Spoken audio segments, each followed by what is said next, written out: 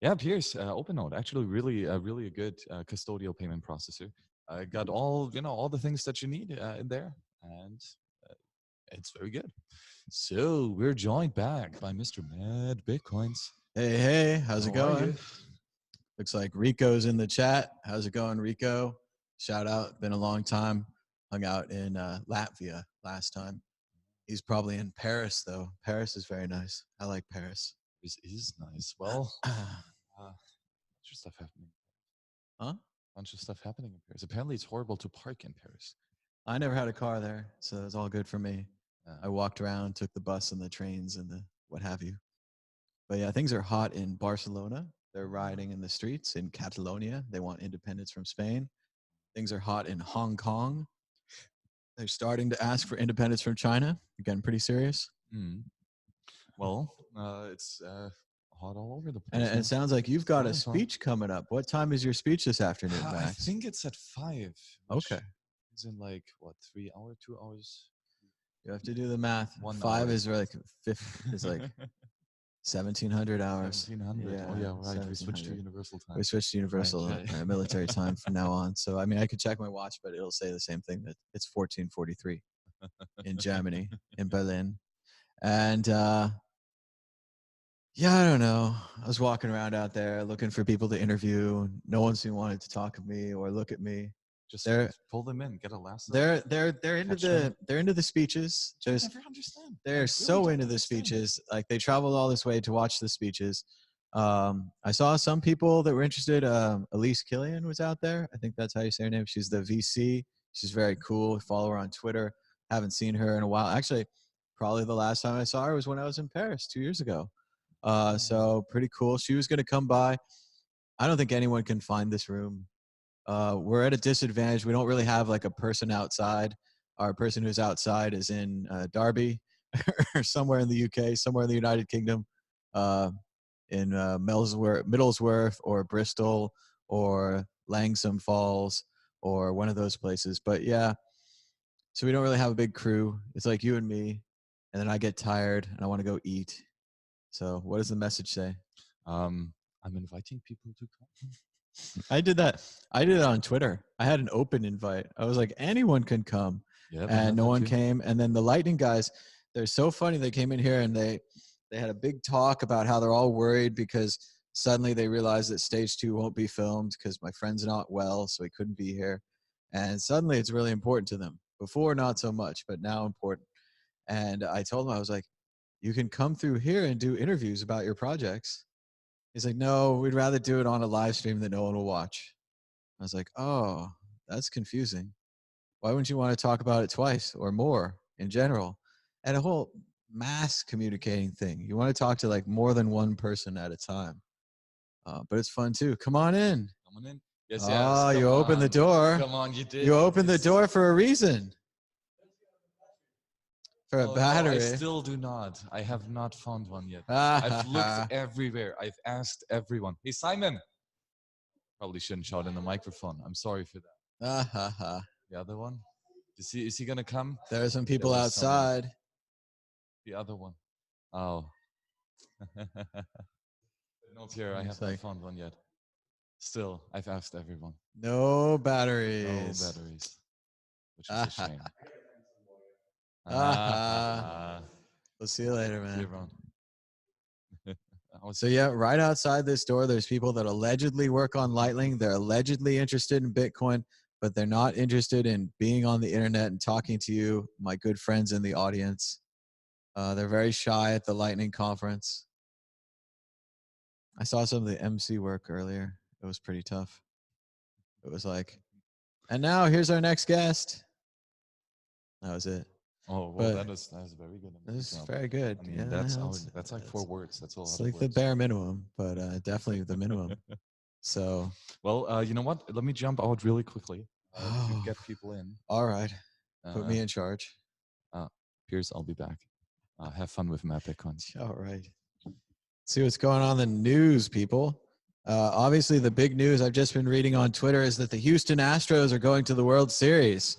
Does that mean nothing to you? It's kind of interesting. They moved the Astros into the division with the Oakland Athletics just in time for the Astros to become the best team in baseball. They've been to the World Series 2 out of the 3 last years. So that's pretty good if you're an Astros fan. I'm not.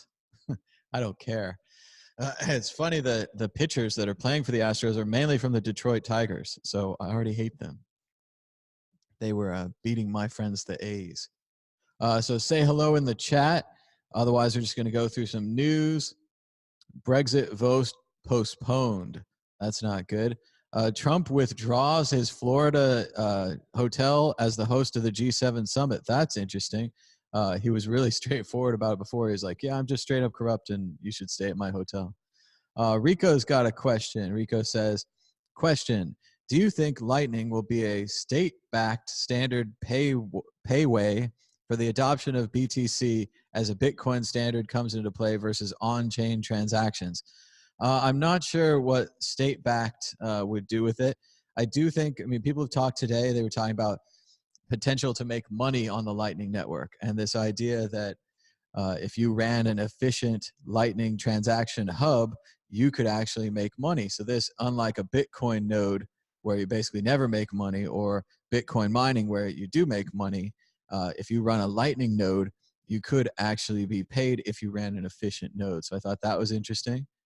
I think Lightning still is kind of stage 1 of scaling. I think we'll do layers on top of this, or other layers or side layers. I definitely think that we're going further than 8 decimal points. I think we're going to go 16 next time.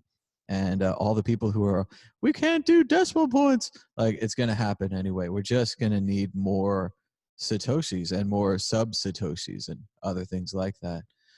So do I think the government will get involved? I mean, it's if one of the most interesting interviews that I've done recently was with Nick Bhatia, and we talked about his idea about the time value of Bitcoin, and that if you ran a Lightning node, you can essentially loan out your money without loaning it out. And this is the first time in human history you could do such a thing, because your money would only be on the Lightning Network being used as kind of exchange chips. And if you ever freaked out and you're like, I don't like Lightning anymore, I want all my money back, you could claw it back. You still have the private keys, but you're loaning it out. Now, the amount of interest you're going to make on this loan money, very, very small. So we would be talking, if you wanted to make a decent amount of money, large corporate level players, or maybe like Rico's saying here, large government level players. So that's possible. Once again, I still think we're getting really close to banks just holding Bitcoin, banks just being in Bitcoin, central banks being in Bitcoin. Things like this, it seems like it's all right there.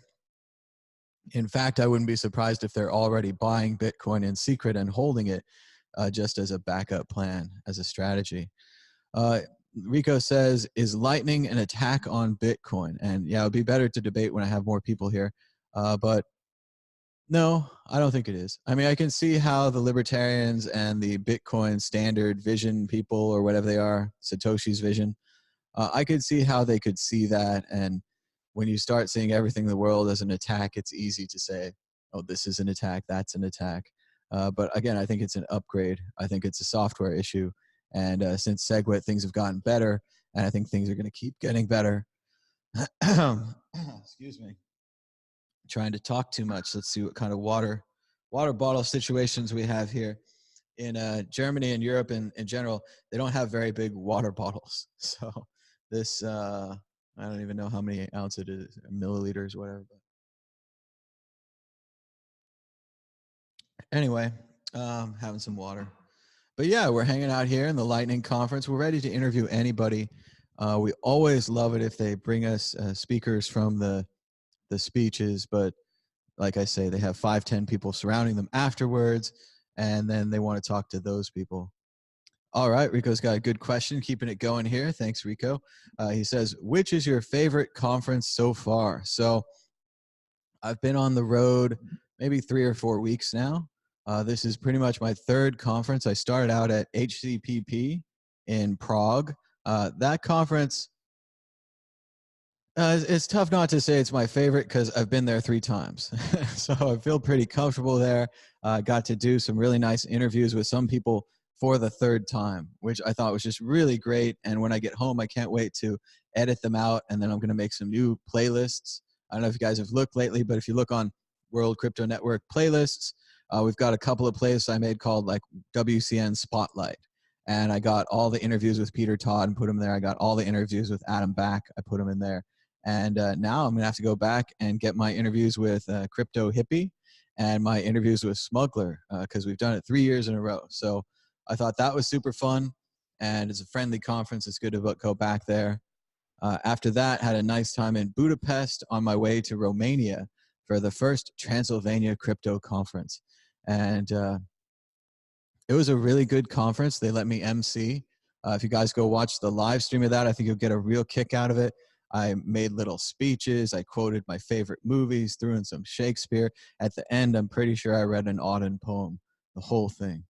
So I had a good time emceeing it, but it was tough because I couldn't do these interviews here that I wanted to do, and it kind of gets you out of practice from doing the interviews, and then also not having a crew here is rough. It's a lot easier. You think there's always something you can do to volunteer, and one of the things that we need here is somebody to go get us interviews. Like right now, Max just went off to get interviews, but he's not back yet.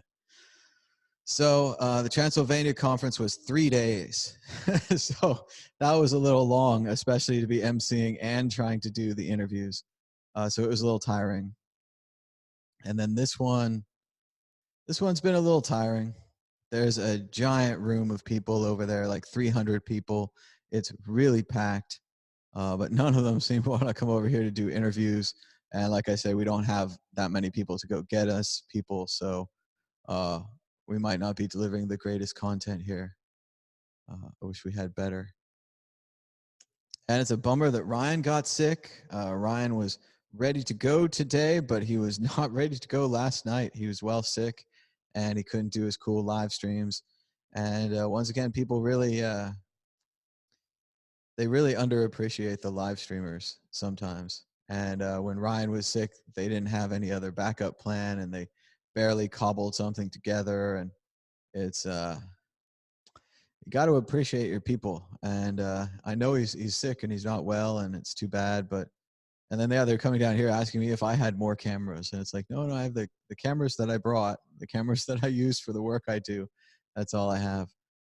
Rico's got another question. He says, have I learned any new languages, including programming?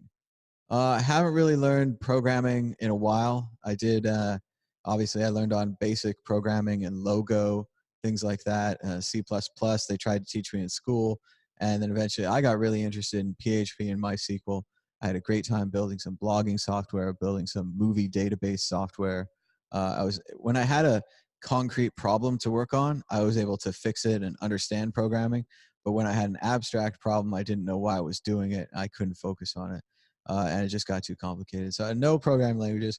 I'm still trying to learn German on Duolingo. I'm on like 274-day streak, and I'm getting very into completing at least level 1 of the German program. So it's pretty cool. Actually being in Germany, do I use it a lot? Not that much. They talk really fast. I speak really poorly, but I feel like I can read a lot of things. I can read advertisements. I could understand what children were saying. I get every second or third word. It's not that good, but it's much more than I had before. And I just think of it as a video game on my phone. I just play it every day, try to learn the language. And again, paying them helped. I paid them like $100 for a year. It's like $1.20 normally or something. And no, once you commit, once you pay for something, and that's something we're probably going to work on here. Maybe get some more merchandise, I guess, so people can buy merch, and then maybe paid videos if you guys want, maybe some help videos. I don't know. We're going to have a whole November, December plan for the MAD 2020 year, where I figure out how I'm going to do the opposite of what I did this year and actually make money, and yet at the same time still travel and still keep making these shows, which is what I want to do. So working on that. Let's see. Rico also says, did I learn anything new, like the mini script that Adam Back talked about at TCC? No, haven't got a chance to check it out yet. It sounds cool, though. Adam Back's super cool. He's been really generous with his time and hanging out with us, and usually comes on the live streams. We had a couple great interviews with him, and just real solid guy. Really cool. And it's super funny because around here, he's pretty much worshipped, and people are watching him all the time as he walks around being a normal guy. And I just see him as a normal guy now. I'm like, yeah, let's add him back. That's cool. And like I've seen him a bunch of times. So that kind of thing. It looks like Max is back. He's got a guest. Rico also says, am I holding any fiat as souvenirs? I did get a 1 billion Mox note from the end of the First World War. Uh-oh. And I have some, like I have a coin collection of some coins and then a little bit of a few minor fiat monies around, but I can't hold that many bills because they're worth money and I need money. So even those euro coins are actually worth money. Like two euros is a pretty good coin. I got one of those from Peter Todd recently. It was a tip.